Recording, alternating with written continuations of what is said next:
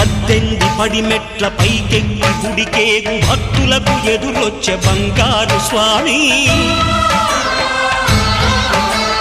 ఇరుముడులు స్పృశించి శుభమనుచు దీవించి జన బృందముల చేరే జగమేలు స్వామి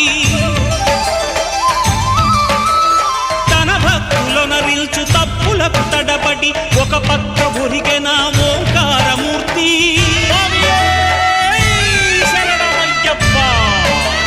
స్వాములందరూ తనకు సాయము కాగా ధీమంతుడై లేచే ఆ కన్య స్వామి